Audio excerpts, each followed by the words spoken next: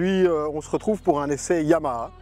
Alors ici on a la Yamaha XSR 900 GP qui est une moto qui a fait pas mal parler d'elle sur les réseaux sociaux, qui a été présentée à l'international dernièrement, mais malheureusement nous n'avons pas pu participer à la présentation et donc on a décidé de faire un essai en Belgique et nous sommes ici dans les bois dans la région de Namur. Bon, au niveau de la moto, je pense qu'on peut commencer par parler de sa base, qui est en fait le moteur et le châssis, à savoir que tout ça est basé sur la MT-09. Alors par rapport à la MT-09, il faut savoir que le cadre est le même et le moteur est le même, exactement le même.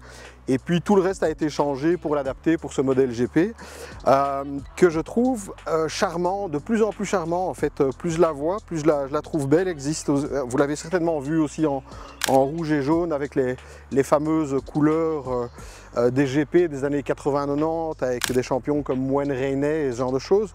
Et donc la moto a beaucoup de charme, je trouve qu'elle est vraiment réussie. On est dans du pur néo-rétro. Mais le niveau de finition, la manière dont elle a été pensée sont vraiment concluants. Alors en option, vous avez la possibilité d'acheter un bas de carénage, donc qui l'habille un peu plus. Au niveau ergonomie, c'est une moto qui forcément est une sportive, mais c'est pas une sportive extrême, c'est une sportive. Alors en fait, ici vous avez les demi-guidons qui sont en fait posés au-dessus du T de fourche et ce sont des guidons relevés. Donc en fait, quand vous voyez le ratio du niveau de la selle et du niveau des guidons, on peut clairement comprendre que, alors certes, c'est pas un roadster, mais on n'est pas non plus sur une sportive exigeante avec une position désagréable. C'est un peu entre les deux. Alors c'est vrai qu'en dessous de 70 km/h, on est un peu sur les poignets, mais bon voilà, dès qu'on prend un petit peu de vitesse, ça soulage et ça fait du bien. Alors j'ai été étonné en termes de protection, en fait la bulle n'est pas très haute. Alors c'est vrai que quand on est en position justement bien droit, en vue les genres de choses, la protection est moindre. Il faut vraiment se baisser et plonger dans la bulle pour avoir vraiment une bonne protection. Enfin voilà, ça protège, mais c'est pas non plus une bulle de Goldwing. Au niveau moteur, en fait, c'est comme je viens de vous l'expliquer, c'est le moteur de la MT-09, moteur très connu, moteur dont le nom est CP3.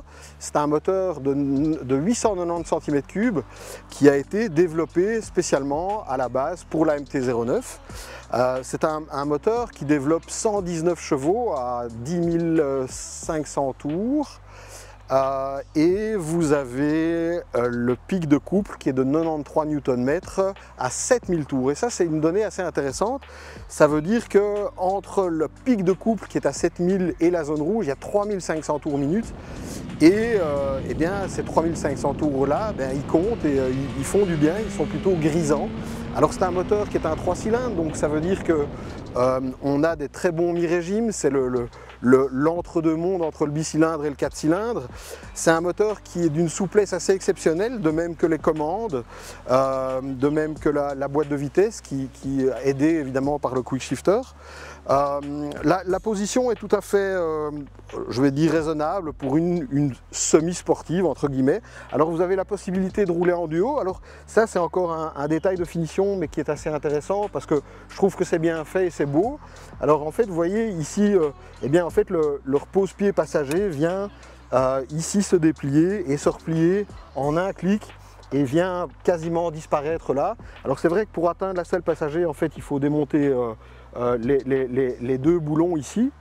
Alors tant que je parle de la boulonnerie, en fait si vous voulez la boulonnerie ça fait partie de la mécanique.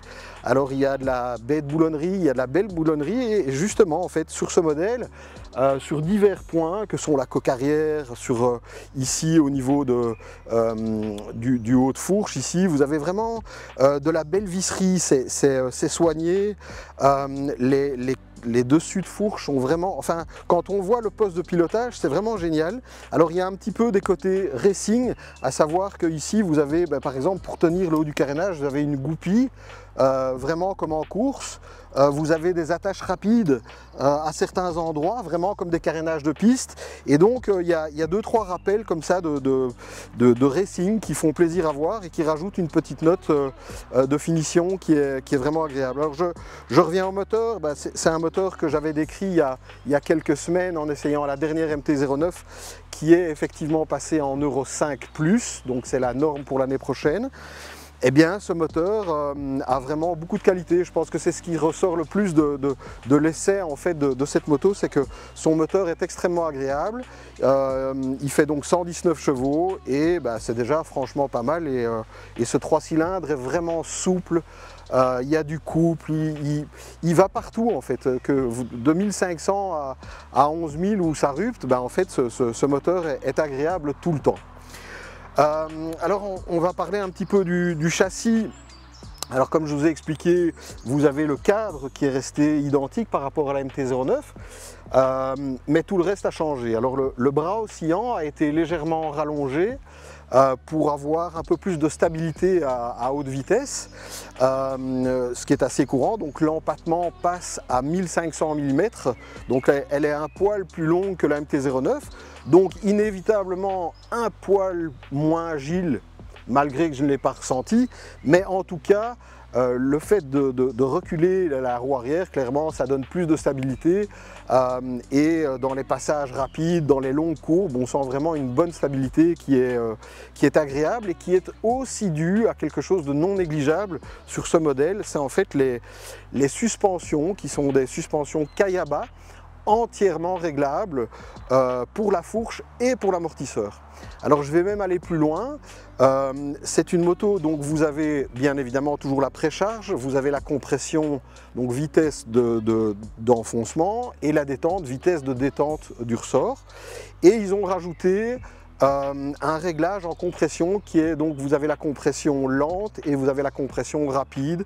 Alors pour très vite vous expliquer ça, en fait si vous voulez la compression lente c'est celle qu'on utilise tout le temps, c'est celle qui est nécessaire.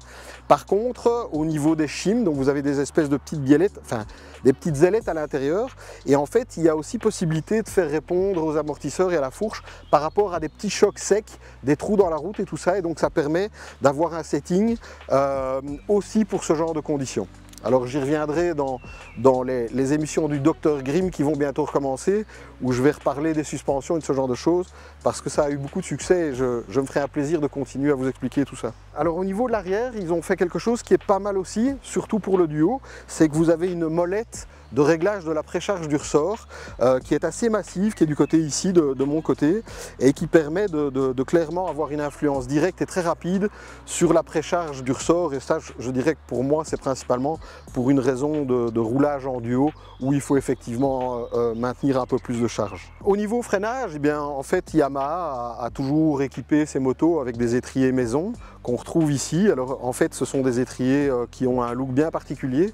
Je dois avouer ne pas savoir si les étriers de R6 et de R1 sont les mêmes, mais j'ai l'impression du moins. Il est possible que la taille des pistons change. Alors ici j'ai pas regardé précisément la fiche technique des étriers, j'ai pas trouvé l'info d'ailleurs, mais bon clairement c'est un freinage qui est vraiment très convaincant. Alors beaucoup travaillent avec Brembo, il y a quelques marques émergentes, mais ici on est sur du matériel Yamaha dont le feeling a été un petit peu amélioré grâce à un maître cylindre de chez Brembo qui est fidèle à Brembo. Donc on a beaucoup de progressivité, c'est un maître cylindre radial qui donne vraiment une belle progressivité, et puis quand on attaque fort, eh bien, on a du mordant, et le freinage est vraiment parfait, ça c'est une évidence. Alors on va aborder le sujet électronique par rapport à cette moto. Alors il faut savoir, alors la première chose, je vais d'abord vous les citer. Alors premièrement, la moto est équipée d'un boîtier inertiel à 6 axes, donc c'est un boîtier qui permet d'avoir toutes les infos par rapport à l'inclinaison de la moto à 6 axes, donc ça veut dire sur les côtés, en freinage, et donc ça calcule tout. Et en fait ce boîtier inertiel communique des infos qui permettent d'affiner tous les réglages. Alors vous avez forcément du traction control, vous avez bien évidemment du wheelie control, vous avez du slide control, donc ça permet de gérer les glisses. Alors j'ai jamais réussi, mais bon ça c'est un autre sujet. Vous avez la possibilité de régler le quick shifter en up ou en down, et vous pouvez dissocier, donc ça veut dire que vous pouvez décider de rouler sans down ou sans up, enfin les deux sont dissociés, c'est la première fois que je vois ça sur une moto, et donc c'est plutôt intéressant pour les gens qui préfèrent gérer l'embrayage à la décélération. Je trouve ça pas mal, de temps en temps, dans certaines conditions, surtout sur la route je dirais. C'est vrai que gérer l'embrayage, parfois je trouve pas ça plus mal. Alors en électronique, on doit évidemment parler de l'écran TFT qui est un grand écran hyper complet. Alors c'est assez chouette parce que vous le verrez, j'ai mis pour ce petit essai, je l'ai mis avec le compteur à l'ancienne avec une aiguille pour les contours. Il y a plusieurs thèmes, donc c'est chouette parce qu'il y a vraiment moyen de personnaliser la vue. Alors c'est ultra complet, ça vous vous en doutez. Ils ont fait un commodo gauche particulièrement complet parce que vous avez aussi un cruise control, donc vous avez la possibilité de régler le cruise control, et alors ils ont un petit peu tout centré sur un espèce de petit joystick central au milieu du commodo gauche qui j'ai envie de dire ça va très vite, on s'y retrouve très vite, c'est pas très compliqué, ils ont une configuration bien à eux chez Yamaha que j'aime beaucoup, c'est assez facile de circuler et de monter et de descendre les niveaux, donc c'est pas mal. Alors tant qu'on est en électronique, on doit évidemment parler des modes. Vous avez Rain, vous avez Street, vous avez Sport, et vous avez deux modes custom qui, comme leur nom l'indique, vous pouvez customiser de A à Z toute l'électronique et la puissance bien évidemment. Alors, au niveau des sensations, je dois avouer que la moto est assez rigoureuse. C'est vrai que ça en fait une moto qui peut facilement aller faire un peu de circuit à l'occasion. C'est une moto qui est stable, qui est saine, bien équilibrée. J'ai pris beaucoup de plaisir à son guidon, j'ai pris pas mal d'angles aussi. Et donc au niveau sensation, oui, le moteur est agréable, ça freine bien, l'électronique est paramétrable, on sait tout changer. Donc clairement, c'est une moto vraiment plaisante qui ne souffre selon moi d'aucun défaut à part. Petit détail, c'est vrai que le bouton des clignotants, je ne l'apprécie pas trop, à savoir que je ne le comprends pas. En fait, lors de la MT-09, je crois qu'on m'avait dit qu'il faut appuyer légèrement et vous n'avez que 3 clics. Et puis si vous avez plus franchement, alors il continue. Alors avec les gants et en roulant, moi j'ai toujours pas compris et j'ai toujours pas réussi à l'utiliser. Alors régulièrement je dois un petit peu regarder, ça attire mon attention parce que je suis pas sûr d'être encore avec le clignot. Donc c'est la deuxième fois que je me retrouve face à ce commodo avec les clignotants. Bon, c'est un détail, mais voilà, parfois le mieux est l'ennemi du bien, et parfois le bon petit bouton à l'ancienne de clignot est top, et parfois c'est difficile de faire mieux. Alors, allez, je veux dire, si vraiment on cherche, c'est vrai que quand on est un peu plein angle et qu'on regarde le bas de la moto, bon, le pot d'échappement n'est pas extrêmement beau, il est en dessous du moteur. Bon, on a connu plus stylé, mais en même temps, il est bien placé, il est en dessous du moteur, donc il participe à la centralisation des masses et à la descente du poids. Donc même s'il n'est pas très beau, en tout cas, il fait un très chouette bruit. Le bruit du 3 cylindres reste vraiment un must que j'aime beaucoup, et je serais curieux même de l'entendre peut-être avec un échappement un peu différent qui peut un peu amplifier cette belle sonorité.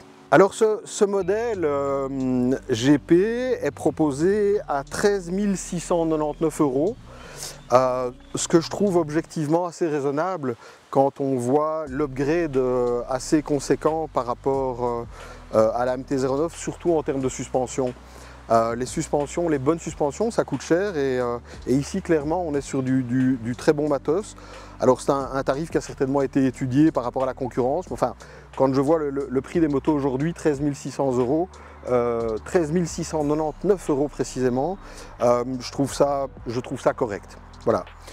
Bon donc vous l'aurez compris, look atypique, moteur connu mais super agréable, moto que je découvre, qui me fait beaucoup plaisir, que j'aimerais réessayer sur circuit à l'occasion, mais ça ne saurait tarder.